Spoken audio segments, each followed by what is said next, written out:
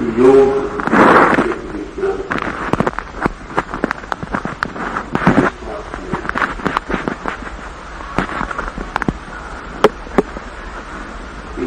का इस्लाम, हिंदू, जैन या ईसाई से कोई संबंध नहीं। लेकिन चाहे जीसस, चाहे मोहम्मद, चाहे ईसाई, चाहे बुद्ध, चाहे महावीर, कोई चीज व्यक्ति जो सत्य को उपलब्ध हुआ है बिना योग से गुजरे हुए उपलब्ध नहीं होता है। योग के अतिरिक्त जीवन के परम सत्य तक पहुंचने का कोई उपाय नहीं। जिन्हें हम धर्म कहते हैं वे विश्वासों के संग्रह हैं, योग विश्वासों का नहीं। जीवन सत्य की दिशा में किए गए वैज्ञानिक प्रयोगों की सूत्रबद्ध प्रणाली। इसलिए पहली बात जो आपसे कहना चाहूंगा वो ये कि योग विज्ञान से विश्वास नहीं। योग की अनुभूति के लिए किसी तरह की श्रद्धा आवश्यक नहीं। योग के प्रयोग के लिए किसी तरह के अंधेपन की कोई जरूरत नहीं। नास्तिक भी योग के प्रयोग में उसी तरह प्रवेश पा सकता है जैसे आस्तिक। योग नास्तिक आस्तिक की भी चिंता नहीं करता है। विज्ञान आपकी धारणाओं पर निर्भर नहीं होता। विपरीत विज्ञान के कारण आपको अपनी धारणाएं परिवर्तित करनी पड़ती है। कोई विज्ञान आपसे किसी प्रकार की बिलीफ, किसी तरह की मान्यता की अपेक्षा नहीं करता है। विज्ञान सिर्फ प्रयोग की, एक्सपेरिमेंट की अपेक्षा करता है। विज्ञान कहता है करो, देखो। विज्ञान के सत्य क्योंकि वास्तविक सत्य है, इसलिए किन्हीं श्रद्धाओं की उन्हें कोई जरूरत नहीं होती। 2 और 2 4 होते हैं, माने नहीं जाते। और कोई न मानता हो तो खुद ही मुसीबत में पड़ेगा। उससे 2 2 4 का सत्य मुसीबत में नहीं पड़ता है। विज्ञान मान्यता से शुरू नहीं होता। विज्ञान खोज से, अन्वेषण से शुरू होता है। वैसे ही योग भी मान्यता से शुरू नहीं होता। खोज, जिज्ञासा, अन्वेषण से शुरू होता है। इसलिए योग के लिए सिर्फ प्रयोग करने की शक्ति की आवश्यकता है, प्रयोग करने की सामर्थ्य की आवश्यकता है, खोज के साहस की जरूरत है और कोई भी जरूरत नहीं। योग विज्ञान में जब ऐसा कहता हूं तो मैं कुछ सूत्र की बात करना चाहूं जो योग विज्ञान के मूल आधार है। इन सूत्रों का किसी धर्म से कोई संबंध नहीं है, यद्यपि इन सूत्रों के बिना कोई भी धर्म जीवित रूप से खड़ा नहीं रह सकता है। इन सूत्रों को किसी धर्म के सहारे की जरूरत नहीं है, लेकिन इन सूत्रों के सहारे के बिना धर्म एक क्षण भी अस्तित्व में नहीं रह सकता है। योग का पहला सूत्र, योग का पहला सूत्र है कि जीवन ऊर्जा है। Life is energy.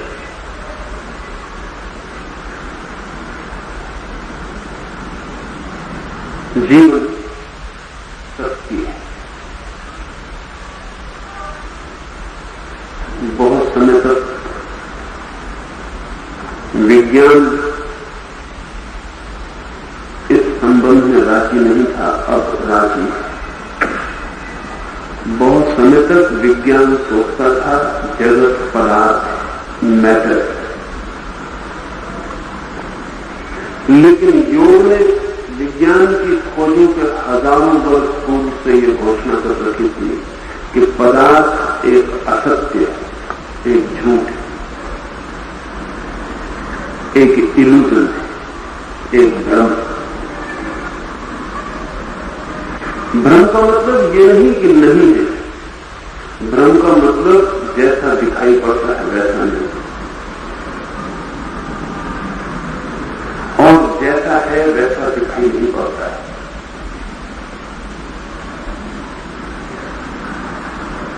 लेकिन विगत 30 वर्षों में विज्ञान को एक एक कदम योग के अनुरूप जुट जाना पड़ा है। 18वीं सदी में वैज्ञानिकों की घोषणा थी कि परमात्मा मर गया है, आत्मा का कोई अस्तित्व नहीं, पदार्थ ही सब कुछ। लेकिन विगत 30 वर्षों में ठीक उल्टी स्थिति हो गई। विज्ञान को कहना पड़ा कि पदार्थ है ही नहीं, सिर्फ दिखाई पड़ता है। ऊर्जा ही सत्य है, शक्ति ही सत्य है। लेकिन शक्ति की तीव्र गति के कारण पदार्थ का भास होता है। दीवारें दिखाई पड़ रही हैं, अगर निकलना चाहेंगे तो सिर टूट जाएगा। कैसे कहें कि दीवारें बंद? स्पष्ट दिखाई पड़ रही है, उनका होना है। पैरों के नीचे जमीन अगर न हो तो आप खड़े कहां रहेंगे? नहीं, इस अर्थों में नहीं विज्ञान कहता है कि पदार्थ नहीं है।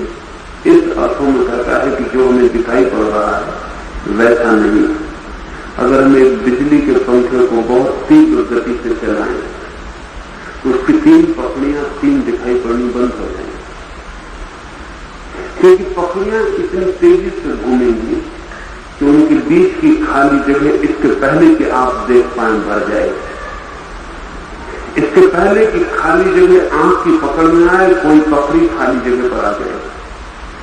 अगर बहुत तेज बिजली के पंखे को घुमाया जाए तो आपको 3 का एक गोल वृत्त घूमता हुआ दिखाई पड़ेगा, पकड़ियां दिखाई नहीं पड़ेगी। आप गिनती करके नहीं बता सकेंगे कि कितनी पकड़ियां। अगर और तेजी से घुमाया जा सके तो आप पत्थर फेंक के पार नहीं निकाल सकेंगे, पत्थर इसकी पार गिर जाए। अगर और तेज घुमाया जा सके, जितनी तेजी से परमाणु घूम रहे हैं, अगर उतनी तेजी से बिजली के पंखों को घुमाया जा सके तो आप मजे से उसके ऊपर बैठ सकते, आप गिरेंगे नहीं और आपको पता भी नहीं चलेगा कि पकड़ियां नीचे घूम रही। क्योंकि पता चलने में जितना वक्त लगता है उसके पहले नई पकड़ी आपके नीचे आ जाएगी। आपके पैर खबर में आपके सिरकों की पकड़ी बदल गई, इसके पहले दूसरी पकड़ी आ जाएगी। बीच के गैप, बीच के अंतराल का पता न चले तो आप मजे से खड़े रह सके। ऐसे ही हम खड़े हैं अभी भी, अणु तीव्रता से घूम रहे हैं। उनके घूमने की गति तीव्र है, इसलिए चीजें ठहरी हुई मालूम पड़ती है। जगत में कुछ भी ठहरा हुआ नहीं, और जो चीजें ठहरी हुई मालूम पड़ती हैं वे सब चल रही है। अगर वे चीजें ही होती चलती हुई तो भी कठिनाई न थी। जितना ही विज्ञान परमाणु को तोड़कर नीचे गया तो उसे पता चला कि परमाणु के बाद तो फिर पदार्थ नहीं रह जाता, सिर्फ ऊर्जा कण, इलेक्ट्रॉन्स रह जाते, विद्युत कण रह जाते। उनको कण कहना भी ठीक नहीं, क्योंकि कण से पदार्थ का ख्याल आता है। इसलिए अंग्रेजी में नया शब्द उन्हें करना पड़ा, उस शब्द का नाम क्वांटा। क्वांटा का मतलब है कण भी, कण नहीं भी, कण भी और लहर भी एक साथ। विद्युत की तो लहरें हो सकती हैं, कण नहीं हो सकते। शक्ति की लहरें हो सकती हैं, कण नहीं हो सकते। लेकिन हमारी भाषा पुरानी है, इसलिए हम कण कहे चले जाते हैं। ऐसे कण जैसी कोई भी चीज नहीं। अब विज्ञान की नजरों में ये सारा जगत ऊर्जा का, विद्युत की ऊर्जा का विस्तार। योग का पहला सूत्र यही है, जीवन ऊर्जा है, शक्ति है। दूसरा सूत्र योग का, शक्ति के दो आयाम, एक अस्तित्व और एक अनस्तित्व, एग्जिस्टेंस और नॉन एग्जिस्टेंस। शक्ति अस्तित्व में भी हो सकती है और अनस्तित्व में भी हो सकती है।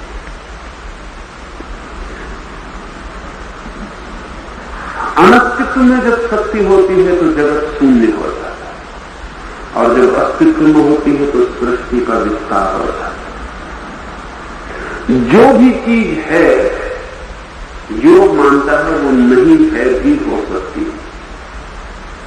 जो भी है वो न होने में भी समा सकती है। जिसका जन्म है उसकी मृत्यु है, जिसका होना है उसका ना होना है। जो दिखाई पड़ती है वो ना दिखाई पड़ सकती है। योग का मानना है इस जगत में प्रत्येक चीज दोहरे आयाम की है, डबल डायमेंशन की है। इस जगत में कोई भी चीज एक आयामी नहीं।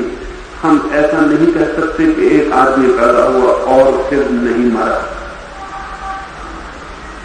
हम कितना ही लंबाएं उसके जीवन को, फिर के हमें पूछना पड़ेगा कि कभी तो मरा होगा, कभी तो मरेगा। ऐसा कंसीव करना, ऐसी धारणा भी बनानी असंभव है कि एक छोर हो जन्म का और दूसरा छोर मृत्यु का ना हो।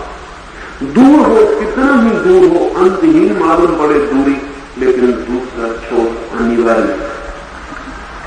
एक छोर के साथ दूसरा छोर वैसे ही अनिवार्य है जैसे एक सिक्के के दो पहलू अनिवार्य है। अगर एक ही पहलू का कोई सिक्का हो सके तो असंभव मालूम होगा, ये नहीं हो सकता। दूसरा पहलू होगा ही, क्योंकि एक पहलू होने के लिए ही दूसरे पहलू को होना पड़ेगा। विज्ञान का, योग विज्ञान का दूसरा सूत्र है प्रत्येक चीज दोहरे आयाम की। होने का एक आयाम है एग्जिस्टेंस का, नॉन एग्जिस्टेंस का दूसरा आयाम है न होने का। जगत है, जगत नहीं भी हो सकता है। हम नहीं भी हो सकते। जो भी है वो नहीं हो सकता है। नहीं होने का आप ये मतलब मत लेना कि कोई दूसरे रूप में हो जाएगा। बिल्कुल नहीं भी हो सकता है।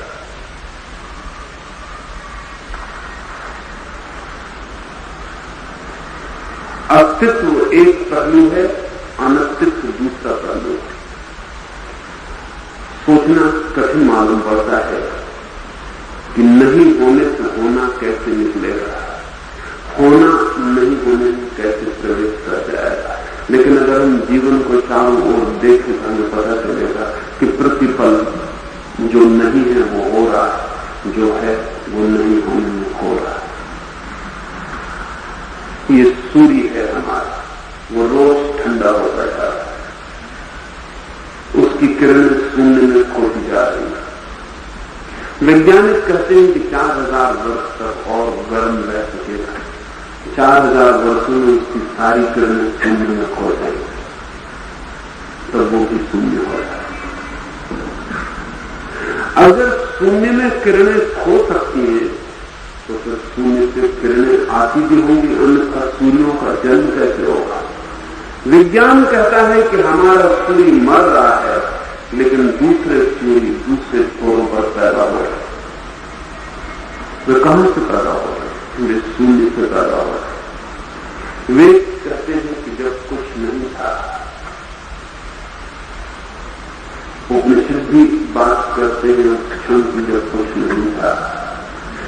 बाइबल भी बात करती है उस समय की जब कुछ नहीं था, ना कुछ ही था, नथिंग में उस नाकुश से होना पैदा होता है, होना प्रतिपल नाकुश में लीन होता चला जाता है। अगर हम पूरे अस्तित्व को एक समझे तो इस अस्तित्व के निकट ही हमें अनस्तित्व को भी स्वीकार करना पड़ेगा। योग का दूसरा सूत्र है, प्रत्येक अस्तित्व के पीछे अनस्तित्व जुड़ा है। तो शक्ति के दो आयाम हैं, अस्तित्व और अनस्तित्व। शक्ति हो भी सकती है, नहीं भी हो सकती, नामे भी हो सकती। इसलिए योग मानता है सृष्टि सिर्फ एक पहलू है, प्रलय दूसरा पहलू है। ऐसा नहीं है कि सब कुछ सदा रहेगा, खोएगा, शून्य भी हो जाएगा, फिर होता रहेगा, खोता रहेगा। जैसे बीज को तोड़कर देखें तो कहीं किसी वृक्ष का कोई पता नहीं, कितना ही खोजे वृक्ष की कहीं कोई खबर नहीं है, लेकिन फिर इसे छोटे से बीज से वृक्ष आता जरूर। कभी हमने नहीं सोचा कि बीज में जो कभी भी नहीं मिलता है वो कहां से आता है, और इतने छोटे से बीज में इतने बड़े वृक्ष का छिपा होगा। फिर वो वृक्ष बीजों को जन्म देकर फिर खो जाता है। ठीक ऐसे ही पूरा अस्तित्व बनता है, खोता है। शक्ति अस्तित्व में आती है और अनस्तित्व में चली जाती है। अनस्तित्व को पकड़ना बहुत कठिन है, अस्तित्व तो हमें दिखाई पड़ता है। इसलिए योग की दृष्टि से जो सिर्फ अस्तित्व को मानता है, जो समझता है कि अस्तित्व ही सब कुछ है, वो अधूरे को देख रहा है, और अधूरे को जानना ही अज्ञान। अज्ञान का अर्थ न जानना नहीं, अज्ञान का अर्थ अधूरे को जानना है। जानते तो हम हैं ही, अगर हम इतना भी जानते हैं कि मैं नहीं जानता तो भी मैं जानता तो नहीं, जानना तो हमने है ही। इसलिए अज्ञान का अर्थ न जानना नहीं है, अज्ञानी से अज्ञानी भी कुछ जानता ही है। अज्ञान का अर्थ योग की दृष्टि में आधे को जानना है, और ध्यान रहे आधा सत्य असत्य से बदतर होता है, क्योंकि असत्य से छुटकारा संभव है, आधे सत्य से छुटकारा बहुत मुश्किल होता है, क्योंकि वो सत्य भी मालूम पड़ता है और सत्य होता ही नहीं। प्रतीक भी होता है कि सत्य है और सत्य होता ही नहीं। अगर असत्य हो पूरा का पूरा, निखालित असत्य हो, तो उससे छूटने में देर नहीं लगेगी। लेकिन अधूरा आधा सत्य हो तो उससे छूटना बहुत मुश्किल होता है। और भी एक कारण है कि सत्य जैसी चीज आधी नहीं की जा सकती, आधे करने से मरता है। क्या आप अपने प्रेम को आधा कर सकते हैं? क्या आप ऐसा कह सकते हैं किसी से कि मैं तुम्हें आधा प्रेम करता हूं? या तो प्रेम करेंगे या नहीं करेंगे, आधा प्रेम संभव नहीं। क्या आप ऐसा कह सकते हैं कि मैं आधी चोरी करता हूं?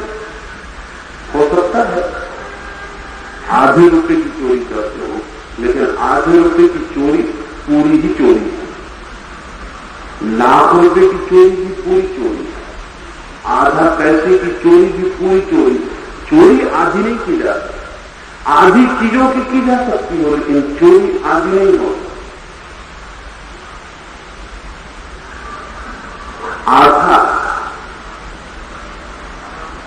आधे का अर्थ ही यह है कि आप किसी धन में।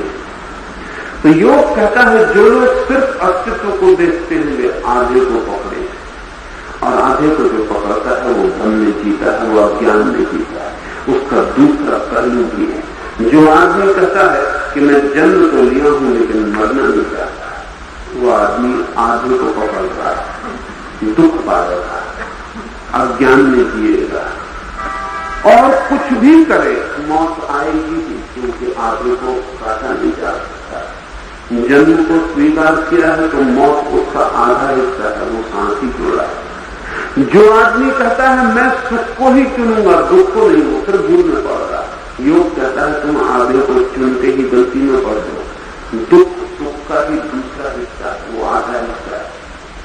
इसलिए जो आदमी सुखी होना चाहता है उस आदमी को दुखी होना ही पड़ेगा। जो आदमी शांत होना चाहता है उसे अशांत होना ही पड़ेगा। कोई उपाय नहीं। योग कहता है आधे को छोड़ देना ही अज्ञान, वो उसका ही हिस्सा है।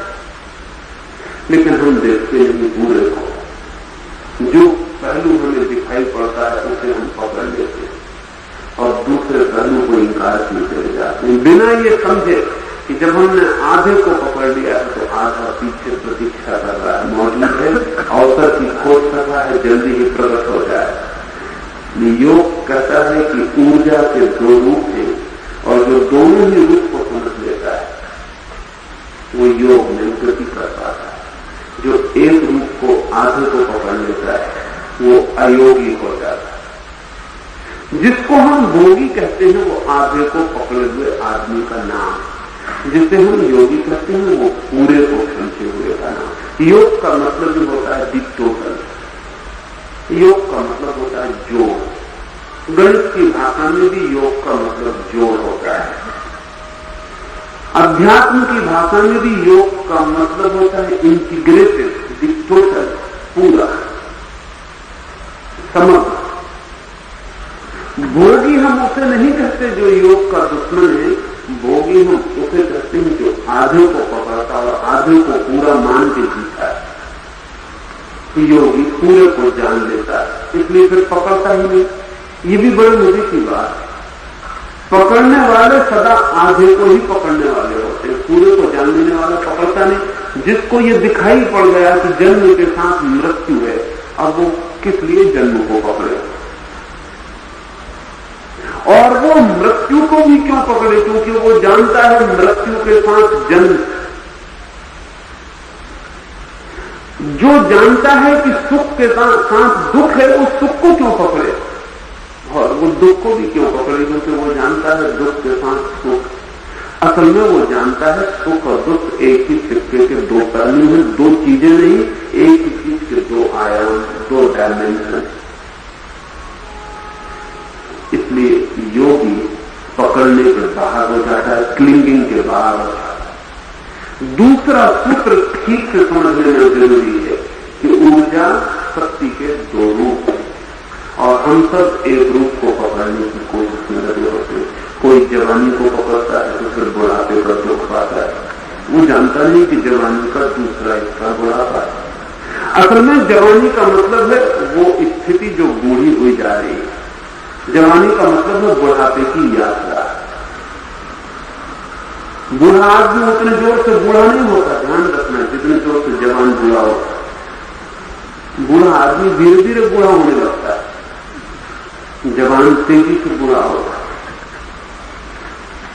जवानी का मतलब ही बूढ़े होने की ऊर्जा है। बूढ़े का मतलब बीत गई जवानी की ऊर्जा है, चुक गई जवानी की ऊर्जा है। एक ही सिक्के के दो पहलू, एक घर के बाहर का दरवाजा है, एक घर के पीछे का दरवाजा। जन्म और मृत्यु, सुख और दुख, जीवन के सभी द्वंद, अस्तित्व अनस्तित्व, आस्तिक नास्तिक, तो वो भी आधे आधे को पकड़ते हैं। इसलिए योग की दृष्टि में दोनों ही अज्ञान। आस्तिक कहता है कि भगवान बस है। आस्तिक सोच भी नहीं सकता कि भगवान का न होना भी हो सकता, लेकिन बड़ा कमजोर आस्तिक, क्योंकि भगवान को नियम के बाहर कर रहा है। नियम तो सभी चीजों पर एक सा लागू। भगवान अगर है तो उसका न होना भी होगा।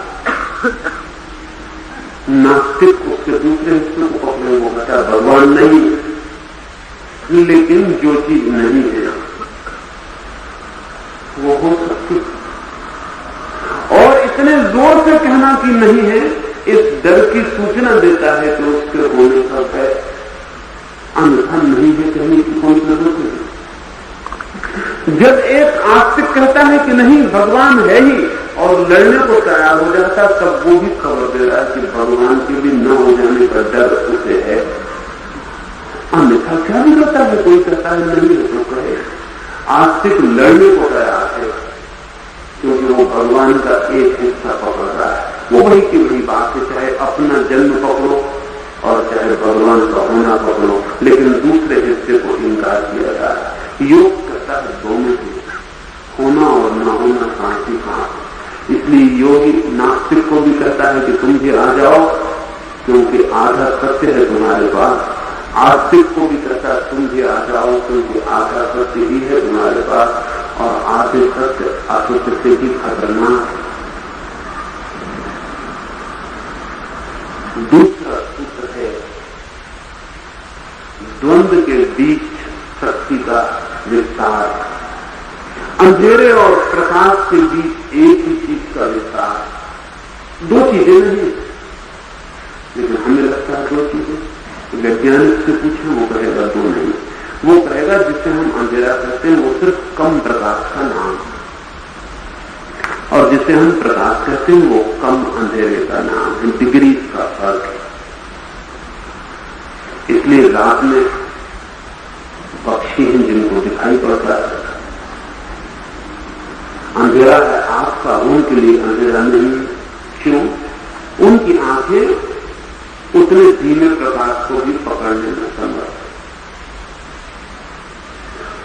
ऐसा नहीं है कि धीमा प्रकाश ही पकड़ में नहीं आता, बहुत तेज प्रकाश भी आंख की पकड़ में नहीं आता।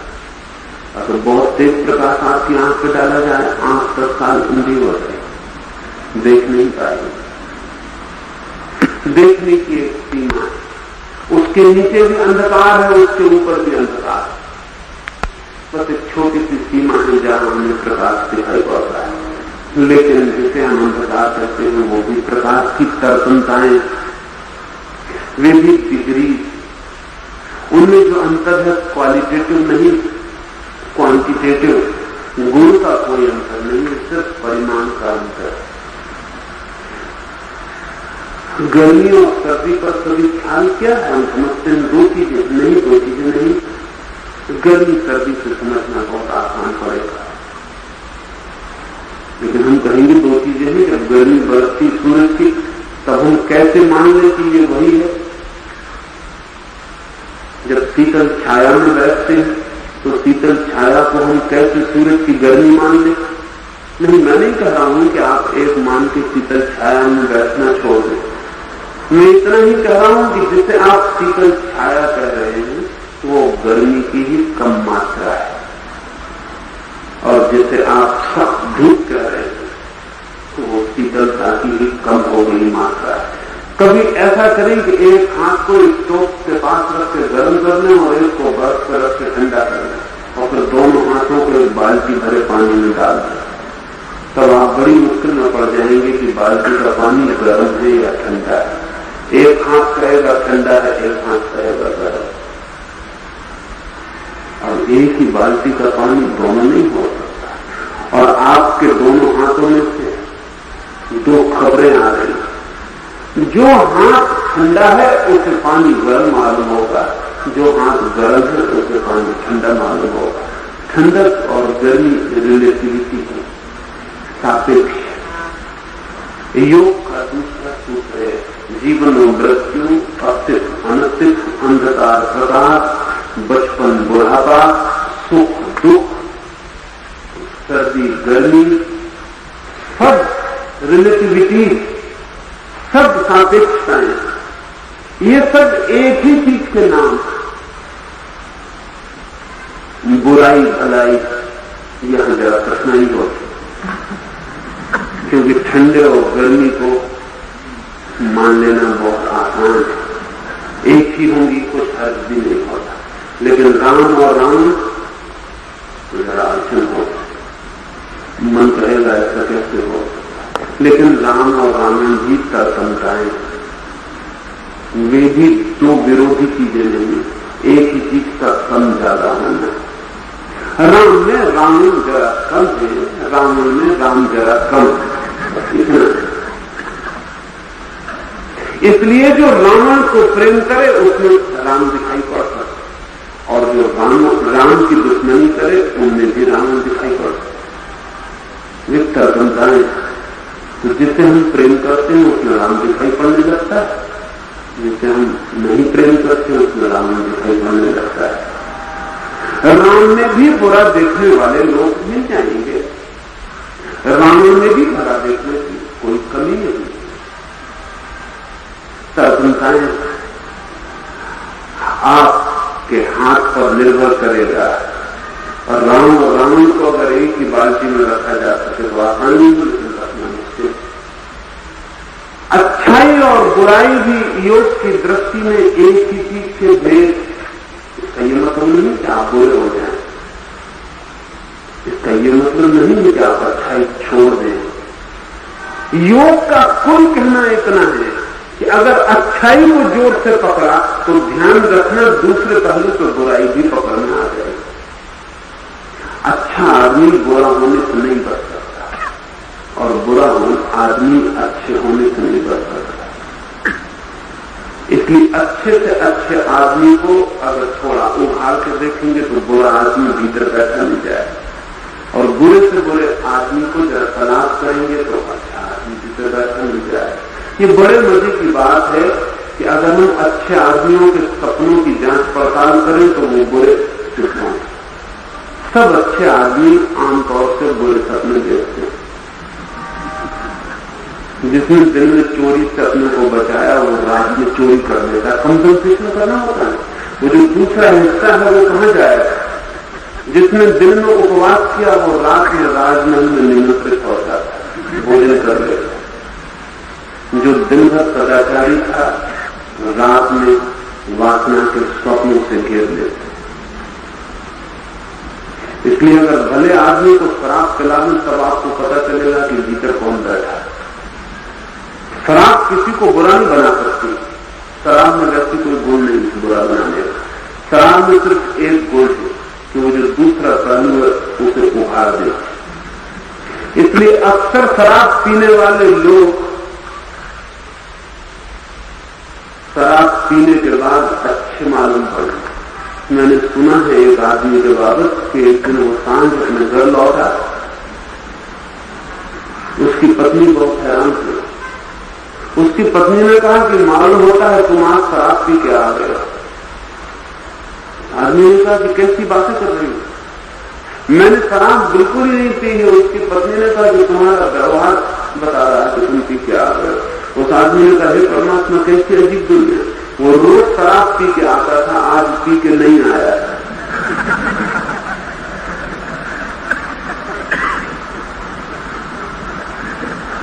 लेकिन शराब पी के आता था उसके भीतर का अच्छा आदमी प्रकट होता रहा। आमतौर से जिन्हें हम बुरे आदमी कहते हैं उनके भीतर अच्छा आदमी छुपे रहते, और जिनको हम अच्छे आदमी कहते हैं उनके भीतर बुरे आदमी छुपे रहते हैं। हालांकि जब अच्छे आदमी के भीतर का बुरा आदमी काम करता है बुरा, तो भी अच्छे का बहाना लेकर करता है। अगर अच्छा बाप अपने बेटे की गर्दन दबाता है तो सीधी नहीं दबा देता। सिद्धांत, नीति, शिष्टाचार, अनुशासन इन सब का बहाना लेकर करवाता है। अगर अच्छा शिक्षक दंड देता है तो जिसको दंड देता है उसी के हित में देता है। अच्छा आदमी अगर बुरा भी करता है तो अच्छी खूंटी पर ही टांगता है बुराई को, और बुरा आदमी अगर अच्छे काम भी करता है तो स्वभाव का उसके पास बुराई की खूंटी ही होती है, वो उसी पर टांगता है। लेकिन जो भी एक पहलू को पकड़ेगा उसके भीतर दूसरा पहलू सदा मौजूद रहेगा। योग कहता है दोनों को समझ लो और पकड़ो मत। इसलिए जब पहली बार योग की खबर पश्चिम में पहुंची तो वहां के विचार बहुत हैरान हुए, क्योंकि उन विचारकों ने कहा इस योग में नीति की, मॉरलिटी की तो कोई जगह ही नहीं। ये सारे योग में कुछ नैतिकता का स्थान नहीं मालूम पड़ता। जिन लोगों ने पश्चिम में पहली बार योग की खबरें सुनी, उन्होंने कहा कि इसमें कहीं भी नहीं लिखा हुआ है, जैसा कि 10 कमांडमेंट से ईसाइयों के, ये मत करो, ये मत करो, ये मत करो, ये बुरा है, ये बुरा है, ये बुरा है। डोंट की कोई बात ही नहीं है इसमें। ये कैसा योग? लेकिन विज्ञान कभी भी पक्ष की बात नहीं करता।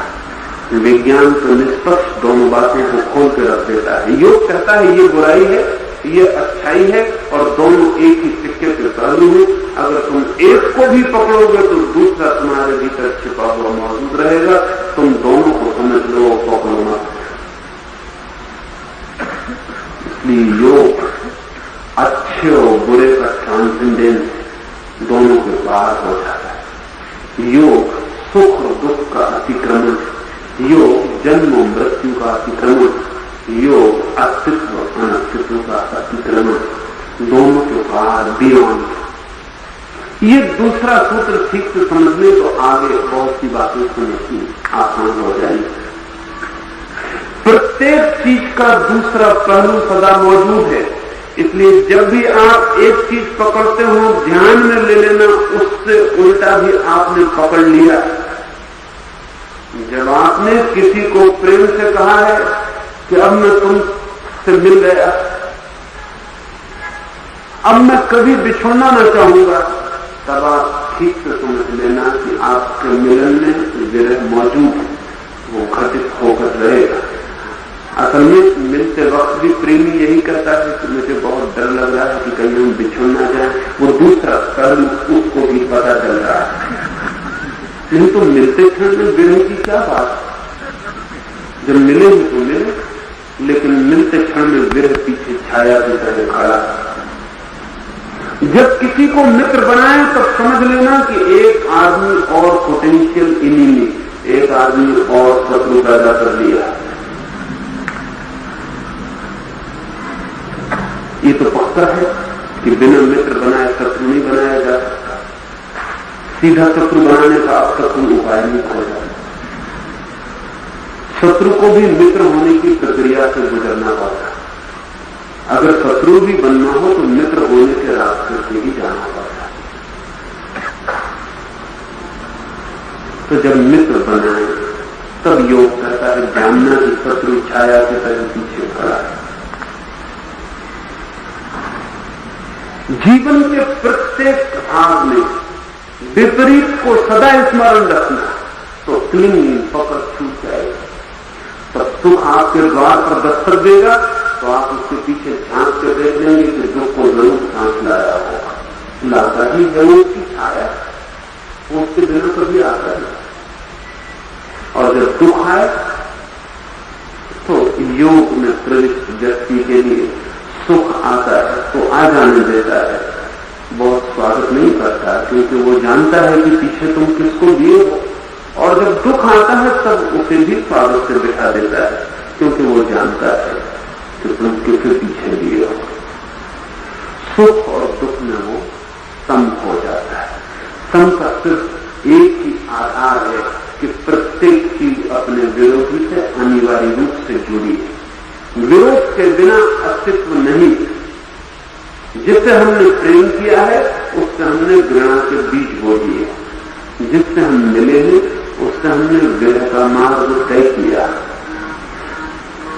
जिससे हमने अपना बनाया उसे हमने पराया बनाने के सूत्र सिखा दिए। जो यशस्वी हुआ उसने अपने अपमान के लिए बीज बोए। जो जीता उसने हार को निमंत्रण दिया। लाओ त्से ने एक दिन अपने मित्रों को कहा था कि मुझे जिंदगी में कोई हरा नहीं सका। स्वभाव था उसके मित्र उत्सुक हो गए। उन्होंने पूछा हमें भी बताओ वो राज, वो सीक्रेट कि तुम्हें कोई हरा क्यों नहीं सका। हम भी किसी से हारना नहीं चाहते। तब लाओ से खिलखिला कर हंसने लगा और उसने कहा गलत लोगों को मैं सूचना बताऊंगा। उन्होंने कहा कैसे गलत लोग? हमें जरूर बताओ वो मार्ग जिससे हम भी ना हार सके। लाओ का तुम तो हारोगे ही, क्योंकि जो हारना नहीं चाहता उसने हार को निमंत्रण दे दिया। हमारा सूत्र ही यही है कि हमें कोई कभी हरा न सका, क्योंकि हमने कभी जीतना ही न चाहा। क्योंकि जो जीतना चाहेगा वो हारेगा। लाओस से जंगल से गुजरता था इन खुशियों को लेकर। सारा जंगल कर रहा है, हजारों कारीगर वृक्षों को काटते, सिर्फ एक वृक्ष है जो कि खड़ा, उसे कोई छूता भी नहीं। लाओसे ने कहा कि जाओ इस वृक्ष से पूछो कि इसके बचने का राज क्या है। क्या ऐसे योग के सूत्र पता चल गए? क्या ये ताओ को जान गया? जब सारा जंगल करता है तो ये वृक्ष क्यों नहीं करता? लाओसे ने कहा था तो उसके शिष्य गए, मुश्किल में तो पड़े कि वृक्ष से क्या पूछेंगे। वृक्ष के चारों तरफ घूमे, लेकिन वृक्ष से क्या पूछे? बात सकती एक पत्ता भी किसी ने नहीं तोड़ा, एक शाखा भी नहीं कटी। 1000 बैलगाड़ियां ठहर सके इतने दूर तक उसकी शाखाओं का फैलाव, बड़ी धूल छाया। फिर उन्होंने सोचा कि चल के हम इन कारीगरों से ही पूछ लें जो पड़ोसी वृक्षों को काटते हैं। उन कारीगरों से उन्होंने पूछा कि इस वृक्ष से बचने का राज क्या है, इसे क्यों नहीं काटा? उन कारीगरों ने कहा कि वृक्ष बहुत अजीब, इसकी लकड़ियां इतनी इर्छी तिरछी हैं कि वे फर्नीचर से काम नहीं आते। तो उन्होंने कहा काट के कम से कम ईंधन तो बना सकते हो। उन्होंने कहा कि वृक्ष बढ़ा दी, इससे इतना धुआं छूटता है कि इसका कोई ईंधन बना। उन्होंने कहा ये वृक्ष बिल्कुल बेकार, इसको काटना बेकार, मेहनत खराब करनी। उन्होंने लौट के लाओस से कहा कि राज ये है कि वृक्ष बिल्कुल बेकार है, लकड़ियां सीधी नहीं, धुआं छोड़ती हैं, पत्ते किसी दवा के काम नहीं आते, कोई जानवर पत्ते खाने को राजी नहीं है, ये वृक्ष बड़ा बेकार। लाओस ने कहा कि धन नहीं है वृक्ष, इसके शाखाओं ने सीधे होने की कोशिश नहीं की, इसलिए वो कटने से बच गई। जो वृक्ष सीधे होने की कोशिश की देखते हो कटे जा रहे। इस वृक्ष के पत्तों ने कुछ होने की कोशिश नहीं, स्वादिष्ट होने की कोशिश नहीं, इसलिए कोई तोड़ने नहीं आया। ये वृक्ष कुछ होने की कोशिश नहीं किया, इसलिए है और अपने पूरे आनंद में मग्न। लाओसे ने कहा यही तरकीब मेरी है, मुझे कभी कोई हरा नहीं सका, क्योंकि हम जीतने ही नहीं गए। मैं सदा से हारा ही हुआ हूं, इसलिए मुझे हराना मुश्किल। एक बार लाओसे ने कहा, एक आदमी ने सुन के ये कि लाओसे को कोई हरा नहीं सका, एक गांव में मुझे चुनौती कर दी। गांव में लाओसे रुका था, किसी से कहा होगा कि मुझे कभी कोई हरा नहीं सका। गांव में खबर पहुंच गई, किसी पहलवान ने समझा कि चुनौती। उस पहलवान ने आकर लाओसे के दरवाजे पर झंडा गाड़ दिया और कहा कि मैं तुम्हें हराऊंगा। लाओसे ने कहा नहीं हरा सकूंगा, उसने कहा कि मैं अभी हरा कर दिखाऊंगा। वहां भीड़ इकट्ठी हो गई, वो पहलवान की लोटी बांध कर खून पड़ा, ताकत लगा के भगवान का नाम लिया। लेकिन लाओस तो उसके सामने चित लेट गया और उसने कहा कि आ मेरे ऊपर बैठा। पहलवान ने कहा कि तुम आदमी कैसे हो, तुम्हें तो हराने का मजा ही चला गया। लाओसे ने कहा मैंने पहले ही कहा कि मुझे अब तक कोई हरा नहीं सका, क्योंकि हम पहले से ही हारे हुए, हम जीतना ही नहीं चाहते। आओ हमारी छाती पर बैठ जाओ और गांव में दूंदी पीट कर कह दो कि हरा चित्त कर दिया। तो पहलवान ने कहा कि ऐसे आदमी के ऊपर बैठ कर देखा। वो पहलवान उसके पैर छू के अपने घर चला छूटा की झगड़ा गया। योग कहता है द्वंद्व में चुनाव जाता है, योग कहता है वो जो दो दिखाई पड़ते हैं जीवन में सदा, उनमें चुनना ही मत। वे दोनों एक ही दूसरे के रूप सिर्फ धोखा है, चेहरा और है, पीछे कुछ और है।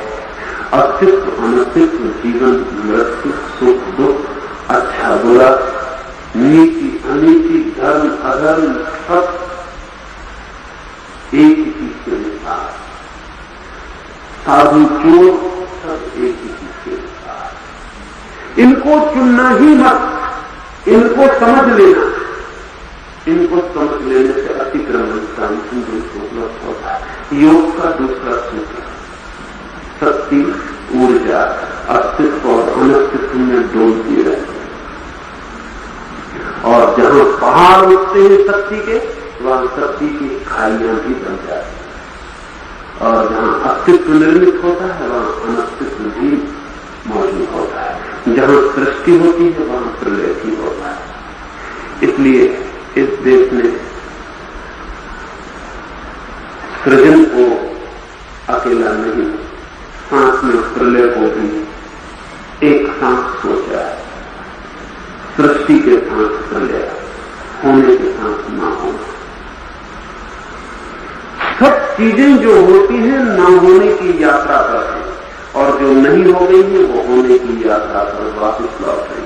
सागर में आपने लहर देखी, जो लहर ऊपर उठी है वो गिरने की यात्रा पर, और जो खाई से नीचे बन गई है वो उठने की यात्रा पर।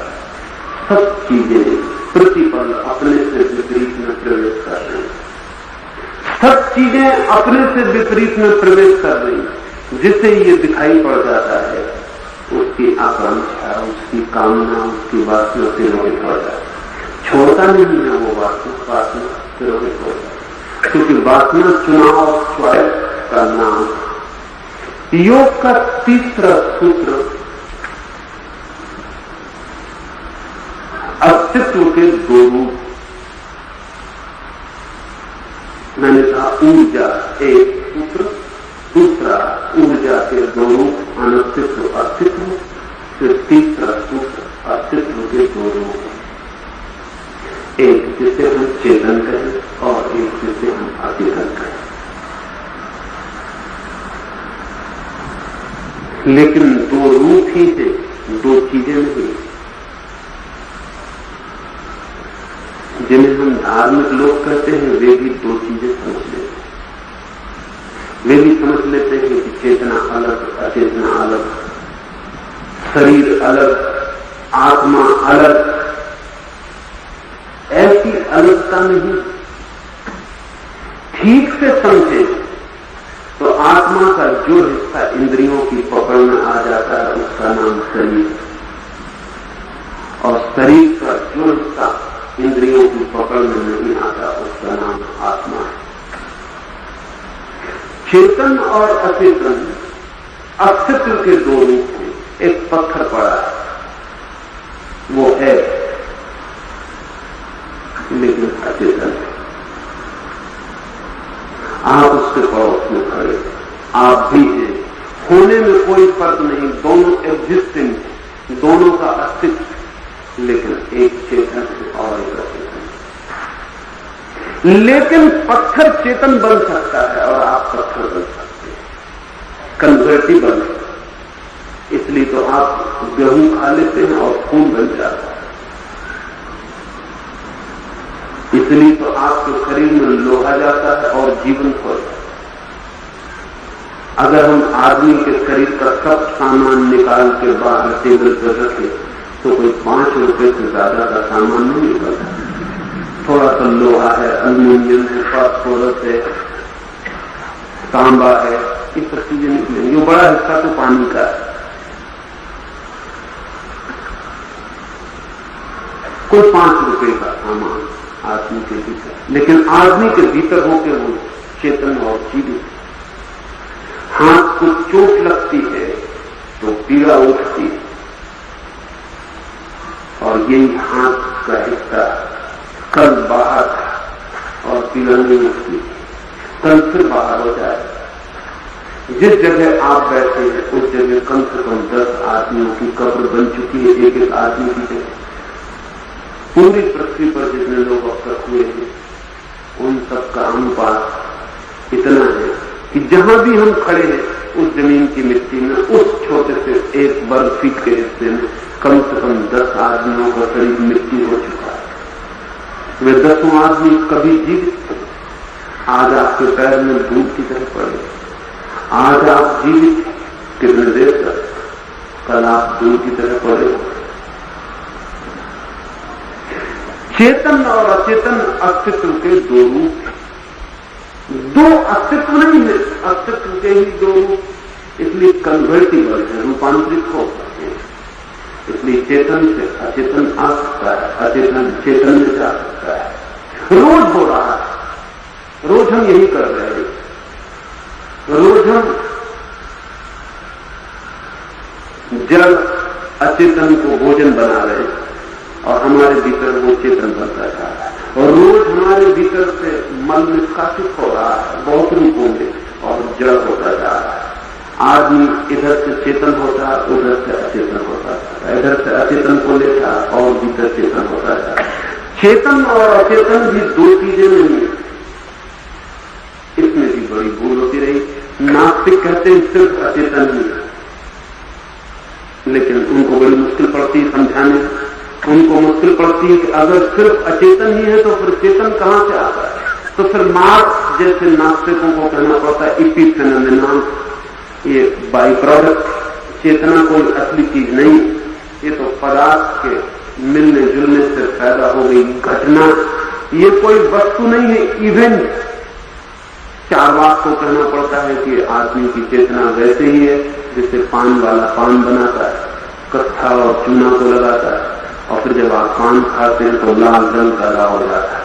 वो लाल रंग ना तो अकेले चूने में है, ना अकेले कत्थे में है, ना अकेले पान में है, उन सबके मिलने से पैदा हो जाता है। वो संघर्ष परिणाम, वो बाई प्रोडक्ट, वो इपिफेनोमेनन। जैसे कि शराब बनती है, जिन जिन चीजों से बनती है उनको अलग अलग लेने तो नशा नहीं आता, इकट्ठा करके लेने तो नशा आ जाता है। तो नास्तिक को चाहे चारवाक हो या चाहे मार्क्स हो, उनकी भाषा में थोड़ा फर्क पड़ता है।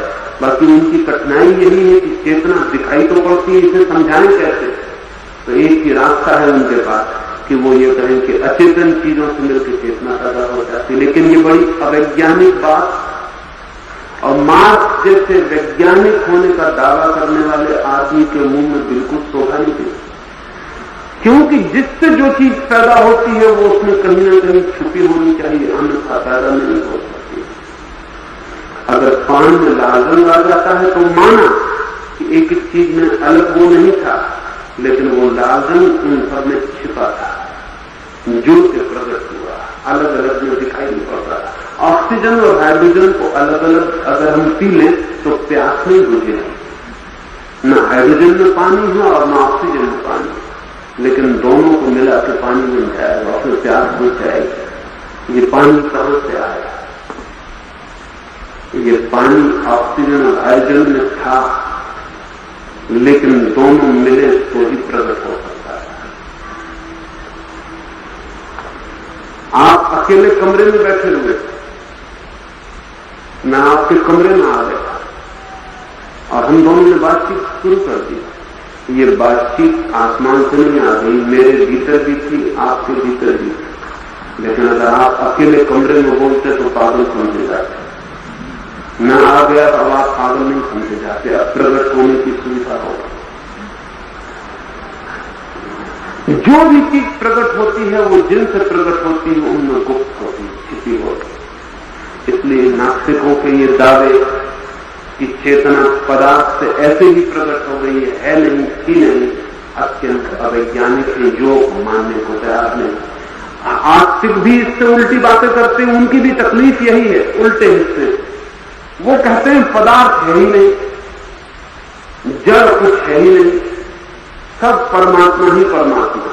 तो फिर सवाल उठता है कि ये सब जो चारों तरफ दिखाई पड़ रहा है कहां से पैदा होता है? तो शंकर कहते हैं माया, इल्यूजन है नहीं। वो कहते हैं ये भी इसी फेनोमेनन, ये भी शैडो एग्जिस्टेंस, ये है नहीं। वही तकलीफ जो नास्तिक की है वही तकलीफ आस्तिक की। तकलीफ यह है कि दूसरे को कैसे समझाओगे वो भी है, तो उसके लिए फिर चक्करदार तर्क खोजने पड़ते हैं और वो तर्क कभी भी कुछ सिद्ध नहीं कर पाते। योग कहता है दोनों से, इसलिए योग किसी चक्करदार तर्क में नहीं पड़ता, वो कहता है दोनों। और वो ये भी कहता है दोनों दो नहीं है, अन्यथा फिर दोनों को जोड़ने का उपद्रव होगा कि दोनों को जोड़े कैसे। दोनों एक ही के दोनों, जैसे मेरे दोनों हाथ बाएं और दाएं, ये दो दिखाई पड़ते हैं, ये मेरे लिए दो नहीं है। ये आपको दिखाई पड़ते दो मालूम होंगे, मेरे लिए एक ही शक्ति दोनों पर फैली। हालांकि मजे की बात है, मैं चाहूं तो दोनों हाथों को लड़ा सकता हूं और दोनों एक ही ऊर्जा, चेतन और अचेतन अस्तित्व के एक ही अस्तित्व से दो छोड़। चेतन अचेतन हो सकता है, अचेतन चेतन होता रहता है। ये तीसरा सूत्र है योग का। ये सूत्र समझ लेने जरूरी है, क्योंकि फिर इन्हीं सूत्रों के ऊपर योग की सारी साधना का भवन खड़ा होता है। चेतन अचेतन, अब विज्ञान को राजी हो गई है ये बात भी। अब विज्ञान एक नए शब्द का प्रयोग करता है, वो मैं आपसे कहूं, नई मेडिसिन। अब किसी बीमारी को, पहले बीमारियां दो तरह की समझी जाती थी, फिजिकल और मेंटल। एक मानसिक बीमारी है और एक शारीरिक बीमारी, क्योंकि मन अलग है और शरीर अलग। अब चिकित्सा शास्त्र एक नए शब्द का प्रयोग करता है, साइकोसोमेटिक या सोमेटोसाइकिक।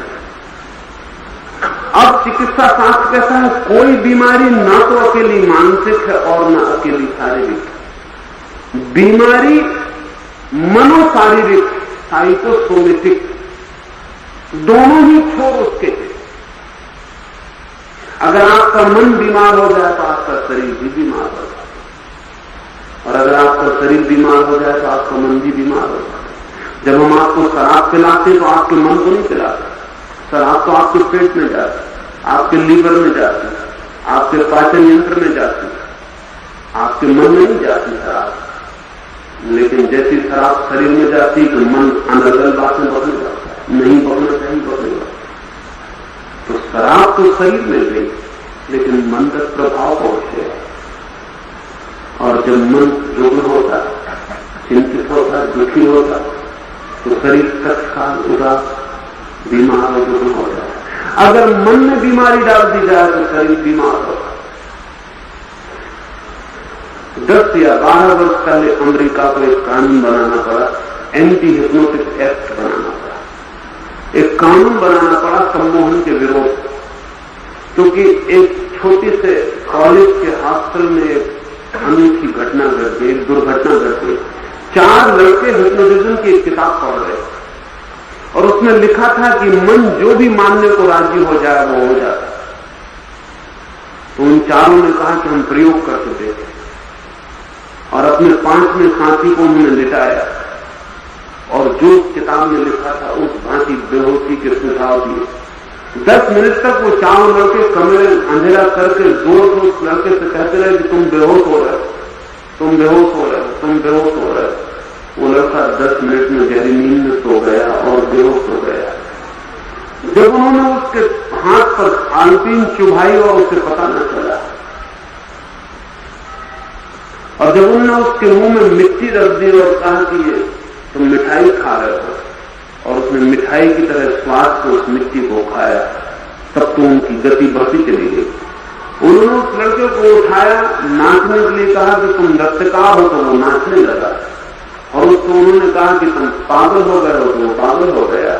फिर उन्होंने आखिरी बात पूछी, उन्होंने उस लड़के से कहा कि अब तुम मर गए, और वो लड़का मर गया। इससे कानून बनाना पड़ा कि अब कोई व्यक्ति किसी को बिना उसकी आज्ञा के, या सरकारी आज्ञा के, या किसी यूनिवर्सिटी में रिसर्च करते समय, या किसी हॉस्पिटल में डॉक्टर के निरीक्षण में प्रयोग करते समय ये सम्मोहित कर सकता है।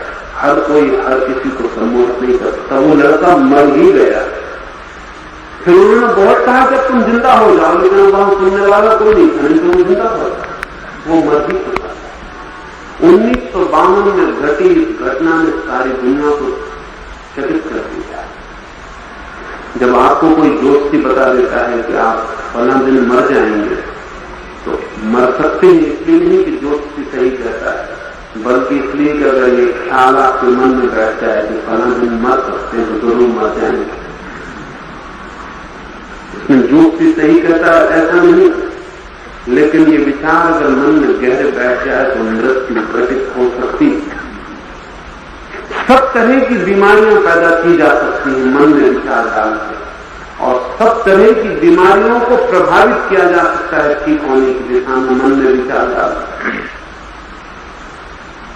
एक आदमी के घर में आग लग गई, वो 2 साल से लकवे से बीमार पड़ा था, उठ नहीं सकता था, सब इलाज हो गए। घर में आधी रात आग लगी तो सारे घर के लोग बाहर निकल गए। जब बाहर निकले तब उन्हें ख्याल आया कि घर के बूढ़े का क्या होगा, उनको तो लकवा है, वो तो आ नहीं सकते। लेकिन तभी उन्होंने देखा कि बूढ़ा अकेला नहीं आ रहा, अपने पैसों की पेटी लिए बाहर चला रहा। तब तो वो बड़े चकित हुए, क्योंकि वो आदमी तो उठ भी नहीं सकता था। जब वो बीच में आके खड़ा हो गया तब उन सबने कहा कि आप और चले। उस आदमी ने कहा मैं और कैसे चल सकता हूं। वो वापस नहीं देख पा, लकवा वापस लौट आया। ये क्या हुआ?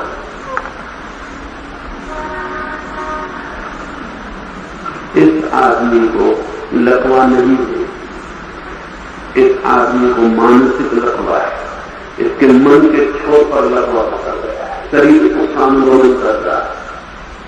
इससे उल्टा भी हो सकता है कि किसी आदमी के शरीर को लकवा पकड़ा हो और उसका मन अगर इनकार कर दे तो शरीर को लकवा चलाना मुश्किल हो जाए।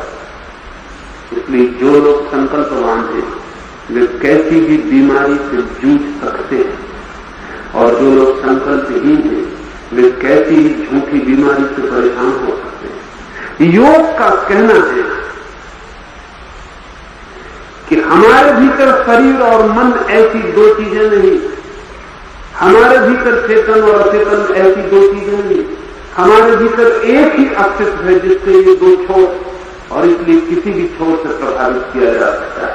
तिब्बत में एक प्रयोग है जिसका नाम हीट योग, उष्णता का योग। तो तिब्बत में सैकड़ों फकीर हैं ऐसे जो नंगे बर्फ पर बैठ के रह सकते हैं और उनके शरीर से पसीना चूता रहेगा। इस सब की वैज्ञानिक जांच पर हो चुकी है, इस सब की डॉक्टरी जांच पर हो चुकी है, और चिकित्सक बड़ी मुश्किल में पड़ गए हैं कि क्या हो रहा है। एक आदमी बर्फ पर बैठा है नंगा, चारों तरफ बर्फ पड़ रही, बर्फीली हवाएं बह रही और उसके शरीर पर पसीना बह रहा। क्या हुआ है? यह आदमी योग के सूत्र का प्रयोग करता है। इसने मन से मानने से इंकार कर दिया कि बर्फ पड़ रही। ये आंख बंद करके ये कह रहा है बर्फ नहीं पड़ रही। ये आंख बंद करके कह रहा है कि सूरज तपा है और धूप बरस रही, और यह आदमी आंख बंद के कह रहा है कि मैं गर्मी से तड़पा जा रहा हूं। शरीर इसका अनुसरण कर रहा है, वो पसीना छोड़ रहा है। दक्षिण में एक योगी थे, ब्रह्म योगी। उन्होंने कलकत्ता यूनिवर्सिटी, रंगून यूनिवर्सिटी और ऑक्सफोर्ड तीनों जगह कुछ प्रयोग करके दिखाए। वे किसी भी तरह का जहर पी लेते थे और आधा घंटे के भीतर उस जहर को शरीर के बाहर पेशाब से निकाल देते थे। किसी भी तरह का जहर उनके खून में कभी मिश्रित नहीं होता था। सब तरह के एक्सरे परीक्षण हुए और मुश्किल में पड़ गई बात कि क्या मामला है। और वो आदमी इतने कहता था कि मैं सिर्फ इतना जानता हूं कि मैं मन को कहता हूं कि मैं स्वीकार नहीं करूंगा जहर, बस इतना मेरा अभ्यास। लेकिन रंगून यूनिवर्सिटी में प्रयोग करने के बाद वो मर गए, जहर खून में पहुंच गया। आधा घंटे तक ही उनका संकल्प काम कर पाता था, इसलिए आधा घंटे से पहले जहर को शरीर के बाहर कर देना जरूरी था। आधा घंटे के बाद उनको भी शक होने लगता था कि कहीं जहर मिल ही न जाए। आधा घंटे तक वो अपने संकल्प को मजबूत रख पाते थे। आधा घंटे के बाद शक उनको भी पकड़ने लगता था कि कहीं जहर मिल न जाए। शक बड़ी अजीब थी। जो आदमी आधा घंटे तक जहर को अपने खून से दूर रखे उसको भी पकड़ जाता है कि कहीं पकड़ना चाहे। वो रंगून यूनिवर्सिटी से जहां ठहरे थे वहां के लिए कार से निकले और कार बीच में खराब हो गई और वो अपने स्थान पर 30 मिनट की बजाय 45 मिनट में पहुंच पाए, लेकिन बेहोश पहुंचे। वो 15 मिनट उनकी मृत्यु का कारण बने। सैकड़ों योगियों ने खून की गति पर नियंत्रण घोषित किया है। कहीं से भी कोई भी वेन काट दी जाए, खून उनकी आज्ञा से बढ़ेगा या बंद होगा। ये तो आप भी छोटा मोटा प्रयोग करें तो बहुत अच्छा होगा। अपनी नाड़ी को गिन लें और गिनने के बाद 5 मिनट बैठ जाएं और मन में सिर्फ इतना सोच करें कि मेरी नाड़ी की रफ्तार तेज हो रही, तेज हो रही, तेज हो रही, और 5 मिनट बाद फिर नाड़ी को गिने तो आप पाएंगे रफ्तार तेज हो गई, कम भी हो,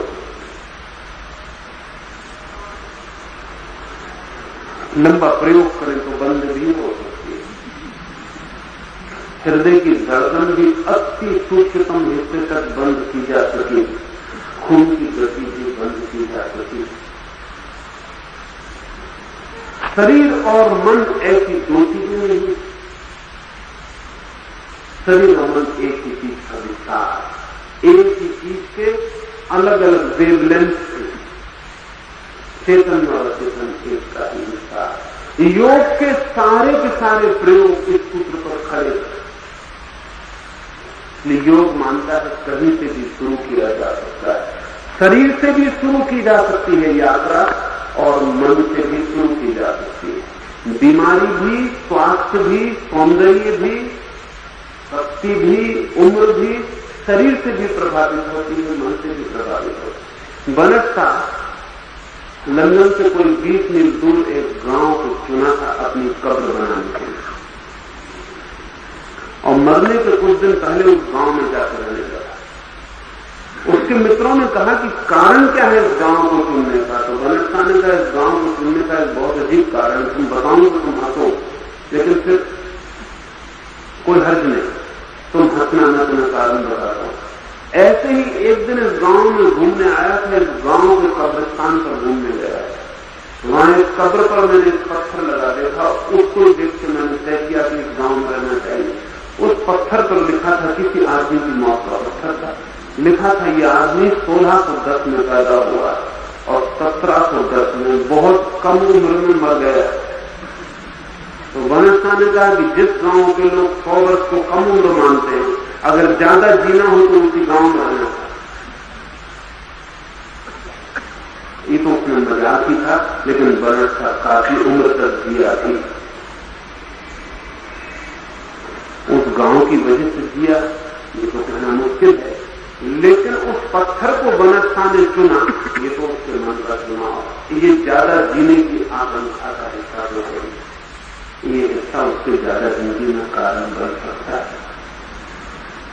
जिन मुल्कों में उम्र कम है, उन मुल्कों में सभी लोग कम उम्र की वजह से मर जाते हैं, ऐसा सोचना जरूरी नहीं है।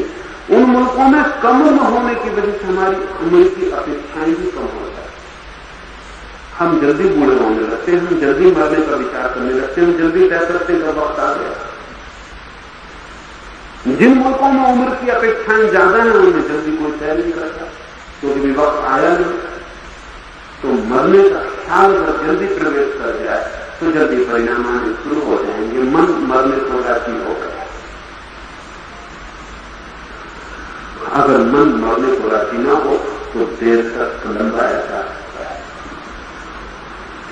सारी बात इस पर निर्भर करती है कि हमारे व्यक्तित्व के 2 हिस्से हैं, चेतन और अचेतन, और जगत के भी 2 हिस्से हैं, चेतन और अचेतन। जिसे हम पदार्थ कह रहे हैं वो जगत का अचेतन हिस्सा है, जिसे हम जीवन कह रहे हैं वो जगत का चेतन हिस्सा है। इस सारे चेतन और इस सारे अचेतन में कोई विरोध नहीं, ये दोनों एक दूसरे से संबंधित। मैंने आपसे कहा कि नाड़ी पर हाथ रखें तो नाड़ी का फर्क पड़ जाए। जब डॉक्टर भी आपकी नाड़ी जांचता तब भी फर्क पड़ जाता, उतनी नहीं रहती जितनी थी। इसलिए कोई डॉक्टर कभी आपकी नाड़ी की ठीक जांच नहीं कर सकता, क्योंकि डॉक्टर का हाथ लगाने से आपके ऑब्जर्वेशन में, आपके निरीक्षण में, आपकी अपेक्षा में फर्क पड़ जाता है, फौरन फर्क पड़ता। और अगर लेडी डॉक्टर हो तो फर्क और थोड़ा ज्यादा पड़ेगा, आपकी अपेक्षाएं और घबरा दें, आपकी अपेक्षाएं आपका मन व तंतुओं को हिला देगा। इसलिए समझदार डॉक्टर 2-4 कम करके सोचेगा कि इतना होगा ठीक है, क्योंकि 2-4 तो आपने अभी बढ़ा लिए होंगे, जो नहीं रहे हो, लेकिन हमारी नाड़ी तो हमसे जुड़ी इसलिए प्रभावित हो जाती हो। लेकिन मैं कह रहा हूं बाहर के जगत में जो अचेतन पदार्थ हमें दिखाई पड़ता है वो भी हमारे चित्त से इतना ही जुड़ा हुआ है। जो माली अपने बगीचों को, फूलों को प्रेम करता है, क्या आप सोच सकते हैं कि उसके फूल बड़े हो जाते हो? आप कहेंगे पागलपन की बात। लेकिन अगर माली ही ये कहते तो हम पागलपन की बात मानते।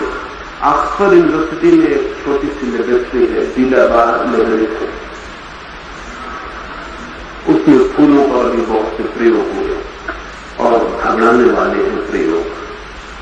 एक ईसाई फकीर ने यह कहा कि मैं जिस बीज को आशीर्वाद दे दूं उसमें बड़े फूल आएंगे। उस प्रयोगशाला में इस पर बहुत से प्रयोग हुए। एक ही पैकेट के बीज एक गमले में डाले गए और दूसरे गमले में डाले गए। एक गमले को उस फकीर से आशीर्वाद दिलाया गया, उस फकीर ने उस गमले के सामने खड़े होकर परमात्मा से प्रार्थना की और कहा कि इसके बीज बड़े हो, इसके फूल बड़े हो, इसके अंकुर जल्दी आए। और दूसरे गमले को आशीर्वाद नहीं दिया गया। और वैज्ञानिकों ने पूरी कोशिश की कि दोनों गमलों को एक सी सुविधा, एक सा पानी, एक सी धूप, एक सा खाद, सब एक सा मिले, लेकिन बड़ी मुश्किल हुई। आशीर्वाद दिए गए गमले पर बड़े फूल आए, आशीर्वाद दिए गए गमले पर बीज जल्दी अंकुर बने, आशीर्वाद दिए गए गमले पर ज्यादा फूल आए, आशीर्वाद दिए गए गमले के फूल ज्यादा देर टिके। और एक आध गमले पर होता तो समझते कि कोई चालबाजी हो, फिर ये अनेक गमलों से प्रयोग किया गया और हर बार यही हुआ। क्या कारण होगा? क्या मनुष्य प्रत्यक्ष उन बीजों को भी प्रभावित करता है? असल में चेतना और अचेतना के बीच कहीं भी दीवार नहीं, और जो इस हृदय में प्रतिध्वनित होता है वो जगत के सब कोनों तक पहुंच जाता है, और जो जगत के किसी भी कोने में प्रतिध्वनित होता है वो इस हृदय के कोने तक आ जाता है। हम सब इकट्ठे हैं, संयुक्त हैं। इसलिए योग का चौथा सूत्र, फिर बाकी सूत्र में कल आपसे बात करूंगा, योग का चौथा सूत्र कि जगत में कुछ भी असंबंधित नहीं है। Everything is relative, the world is a family. ये जो जगत है एक परिवार है, यहाँ असंबंधित कुछ भी नहीं है, यहाँ सब जुड़ा है, यहाँ टूटा कुछ भी नहीं, यहाँ पत्थर से आदमी जुड़ा, जमीन से चांद तारे जुड़े, चांद तारों से हमारे हृदय की धड़कनें जुड़ी, हमारे विचार सागरों की लहरों से जुड़े, पहाड़ों के ऊपर चमकने वाली बर्फ हमारे मन के भीतर चलने वाले सपनों से जुड़ी। यहाँ टूटा हुआ कुछ भी नहीं, यहाँ सब संयुक्त है, यहाँ सब इकट्ठा। यहाँ अलग अलग होने का उपाय नहीं है, क्योंकि यहाँ बीच में गैप नहीं जहां से चीजें टूट जाए। टूटा होना सिर्फ हमारा भ्रम। इसलिए योग का चौथा सूत्र आपसे कहता हूं, ऊर्जा संयुक्त है, ऊर्जा एक परिवार। न चेतन अचेतन से टूटा, न अस्तित्व अनस्तित्व से टूटा, न पदार्थ मन से टूटा, न शरीर आत्मा से टूटी है, न परमात्मा पृथ्वी से टूटा है, प्रकृति से टूटा। टूटा होना सब ही झूठा है, सब जुड़ा है, सब इकट्ठा है, संयुक्त है। संयुक्त और इकट्ठा शब्दों से गलती मालूम पड़ती है, क्योंकि ये शब्द हम उनके लिए लाते हैं जो टूटे हुए। ये एक ही है, जैसे एक ही सागर में अनंत लहरें, हर लहर दूसरी लहर से जुड़ी। आप जिस किनारे पर बैठे वहां जो लहर आके टकराती, वो लहर अंतहीन किनारों से जुड़ी है, जो आपको दिखाई नहीं पड़ती। यहाँ सब जुड़ा है। यहाँ से पृथ्वी से 10 करोड़ मील दूर पर सूरज ठंडा होता है, हम सब ठंडे होते हैं। हम ये न कह सकेंगे कि 10 करोड़ मील दूर सूरज हो से हमारा क्या लेना देना, हो जाओ ठंडे। हम अपने घर का दिया जला रहे क्या फिक्र नहीं, लेकिन आप ठंडे हो जाएंगे, क्योंकि सारी जीवन ऊर्जा उस सूरज से आपको मिल गई। लेकिन वो सूरज भी दूसरे सूरजों से जुड़ा है, महासूर्यों से जुड़ा है। वैज्ञानिक कहते हैं कि अब तक उन्होंने जो गणना की वो करीब 10 करोड़ सूर्यों की, और वो सब संयुक्त है। और ये गणना पूरी नहीं, ये गणना पूरी कभी नहीं होगी, क्योंकि इससे आगे और आगे और आगे विस्तार है। वन थी इस अनंत विस्तार में सब संयुक्त है। यहां एक फूल भी खिला है तो वो भी हमसे जुड़ा है, और सड़क के किनारे कंकर पड़ा है तो वो भी हमसे जुड़ा है।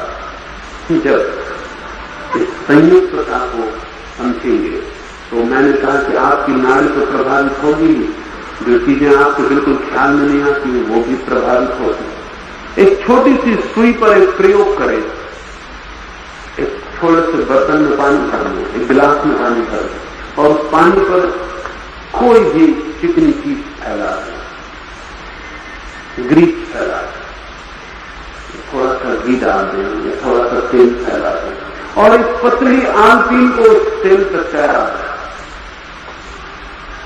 फिर उस गिलास के ऊपर दोनों आंखें गड़ा के बैठ जाएं, 2 मिनट तक आंखें न झपके, और फिर उस सुई को कहें कि बाएं घूम जाओ, और आप हैरान होंगे कि सुई बाएं घूमती, और उसको कहें दाएं घूम जाओ, तो आप हैरान होंगे कि दाएं घूमती, और आप कहीं भी रुक जाओ तो वो रुकती है, आपके इशारे से चलती है। सुई इसलिए कि आपके पास संकल्प बहुत छोटा है, अन्यथा पहाड़ भी घुमाए जा सकते हैं। सुई इसलिए, लेकिन सुई घूमती तो पहाड़ के घूमने में कोई बात नहीं होता, क्योंकि सुई और पहाड़ में फर्क,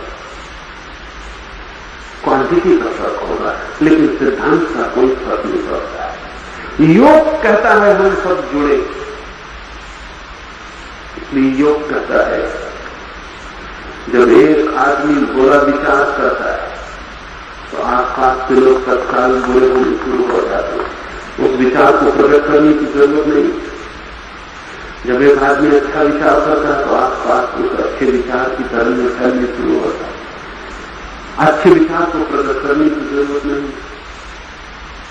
अचानक किसी आदमी के सामने जाकर आपको लगता है शांति आ गई, अचानक किसी आदमी के सामने जाकर लगता है कि अशांति आ गई।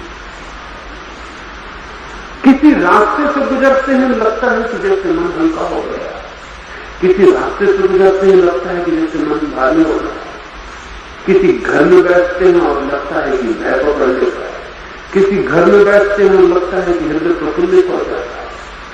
ये सब चारों तरफ से आ रही तरंगों के परिणाम, ये चारों तरफ से घेर रही तरंगें आपको छू रही। ऐसा नहीं है कि यही आपको छू रही, आप भी छू रहे, आप भी इन तरंगों को छू रहे। ये पूरे वक्त चल रहा है। इस समस्त के विस्तार के बीच हम भी ऊर्जा के पुंज, और चारों तरफ डायनेमिक सेंटर से ऊर्जा वो सब काम में लगी। सारे जगत की नियति हम सबकी इकट्ठी नियति। योग के चौथे सूत्र का अर्थ है कि अपने को अलग देखना पागलपन, अपने को अलग मानना नासमझी, अपने को अलग समझ के जीना, अपने हाथ से अपने सिर पर बोझ होना। एक छोटी सी कहानी और अपनी बात में पूरी करूं, अपने सूत्र कल आपसे कहूंगा। मैंने सुना है एक योगी एक ट्रेन में सवार हुआ, एक फकीर 3rd क्लास के डब्बे में जाकर बैठा, अपनी पेटी सिर पर रख ली, पेटी के ऊपर अपना बिस्तर रख लिया, बिस्तर के ऊपर अपना खाता रखा, पर पास पड़ोस के लोगों ने कहा ये क्या कर रहे हो, नीचे रखो सामान, आराम से बैठो। उस योगी ने कहा कि मैं सोचता हूं टिकट तो सिर्फ मैंने अपने लिए ली, इसलिए ट्रेन पर ज्यादा वजन डालना अनैतिक होगा, तो ये वजन अपने सिर पर रख रहा हूं। उन लोगों ने कहा पागल हो गए हैं, आपके सिर पर रखिए तो भी ट्रेन पर तो वजन पड़ेगा ही, इसलिए नाहक अपने सिर को और वजन क्यों दे रहे हैं, नीचे रखिए और आप आराम से बैठिए, ट्रेन तो वजन ढोएगी ही, चाहे सिर पर रखिए और चाहे नीचे रखिए। उस फकीर ने कहा कि मैं तो समझता था ज्ञानी होंगे इस कमरे में, यहाँ ज्ञानी है, नीचे भजन रखा, उन लोगों का हम समझे नहीं। तो फकीर ने कहा कि जिंदगी में मैंने सभी लोगों को अपने सिर पर भजन रखे देखा, जो भजन परमात्मा पर छोड़ा जा सकता था।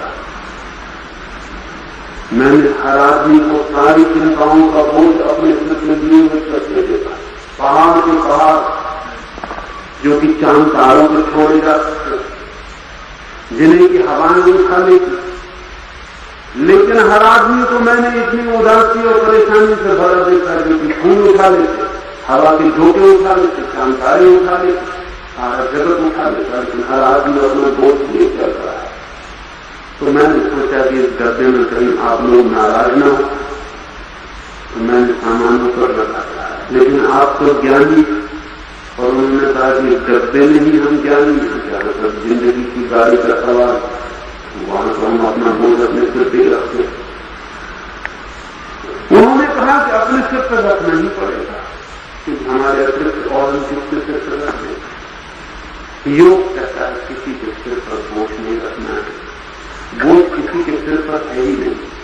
सिर्फ उन्हीं के सिर बोझिल हो जाते हैं जो इस सत्य को नहीं जान पाते कि जीवन संयोग है, जीवन इकट्ठा है। श्वास हवाओं पर निर्भर, प्राण की गर्मी तारों पर, सूर्यों पर निर्भर।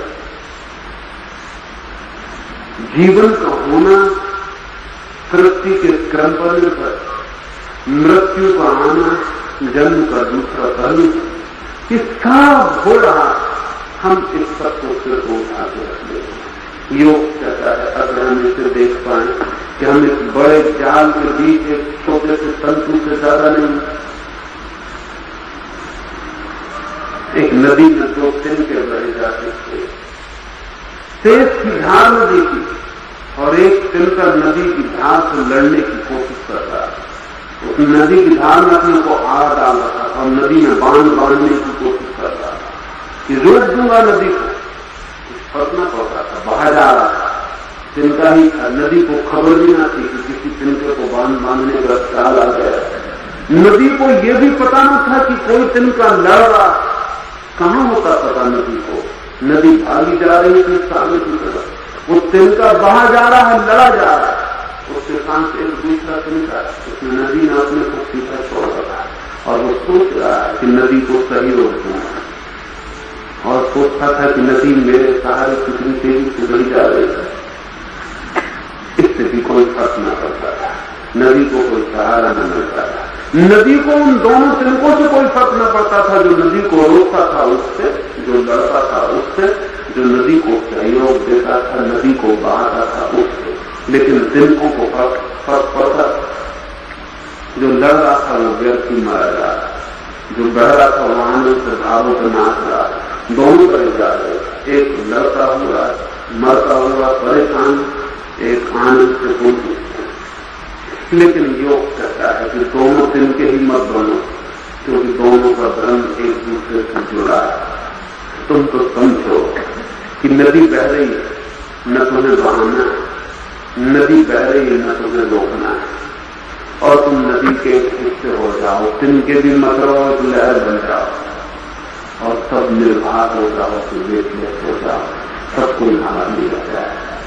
चौथा सारा जगत एक प्रवाह हो जाता, उसमें हम एक लहर से ज्यादा नहीं है, सब जुड़ा है। इसलिए जो यहां होता है वो सब जगह फैल जाता है, और जो सब जगह होता है वो यहां से उड़ाता है। इस जगत में जो हो रहा है, हम साझीदार, संयुक्त, पार्टनरशिप, उसमें कोई अलग अलग नहीं। अगर कहीं कोई चोर है तो मैं जिम्मेवार, जरूर मेरी बुराइयों ने भी उसे चोर बनाने में सहयोग दिया होगा, और कहीं अगर कोई हत्यारा है तो मैं जिम्मेवार हूं, अगर कहीं कोई साधु है तो मैं जिम्मेवार हूं। इसका मतलब ये हुआ कि जिम्मेवारी की कोई जरूरत ही नहीं, कहीं भी जो हो रहा है उसमें मैं भागीदार हूं, और तब कोई बोझ नहीं, तब हम अकेले नहीं। पश्चिम में एक नया शब्द अलिनेशन पकड़ रहा, अकेलापन, अजनबीपन, स्ट्रेंजर की तरह एक आदमी हो गया। हर आदमी को लग रहा है मैं अकेला हूं, कभी पतियों को भ्रम होता था कि पत्नी साथी, कभी पत्नी भ्रम पालती थी कि पति साथी। अब सब भ्रम टूटे जा रहे थे। पत्नी को पक्का नहीं कि पति साथी है, पति को पक्का नहीं कि पत्नी साथी है। जब पति प्रेम कर रहा है तब भी पक्का नहीं कि मन में गए हो उसका फॉर्म भर रहा, कुछ पक्का नहीं। बेटों को पक्का नहीं है, बाप को पक्का नहीं कि बेटे बहुत साथ में, कुछ पक्का नहीं, सब अनिश्चित है। और एक आदमी अकेला हो गया, अलाइन हो गया। इसलिए पश्चिम में इतनी चिंता और इतना बोझ, और एक आदमी दबा जा रहा पहाड़ों, और एक आदमी पागल हुआ जा रहा है। यहां भी वही हुआ जा रहा है। योग करता है ना समझी, तुम अकेले हो यही ना समझी कि जगत इकट्ठा है। जिस दिन कोई आदमी ऐसा समझ लेता है कि मैं सबके साथ इकट्ठा हूं, उसी दिन उसके ऊपर चिंता के सारे बोझ नहीं छोड़ता। उसी दिन वो मुक्त हो जाता है, भीतर सब बंधन ले जाता है। ये चौथा सूत्र। ऐसे कुछ और सूत्रों की मैं आपसे रोज बात करूंगा। इस संबंध में जो भी प्रश्न हो वो कल आप मुझे लिख दे देंगे। उनकी चर्चा कल की चर्चा के साथ में करूंगा। रोज जो भी आपके सवाल हो वो लिख देते जाएंगे। ध्यान के संबंध में एक सवाल किसी मित्र ने पूछा है, वो मैं सुबह ध्यान की जो बैठक में उसमें बात कर लूंगा। एक और बात आपसे कर लूं, सिर्फ ध्यान की एक चित्र है वो आप देखिए।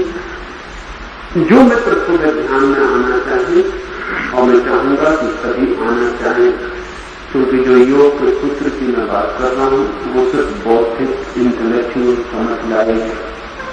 अगर उसमें प्रयोग ही करना, एक्सपेरिमेंट ही करना, लेबोरेटरी में ही प्रवेश करना, तो सुबह आना जरूरी होगा। सांझ में आपसे बात करूंगा और सुबह इसी बात के लिए हम प्रयोग करेंगे। तो सांझ आप समझ लें और सुबह आप कर लें, तो आपको समझ पूरी आ जाएगी।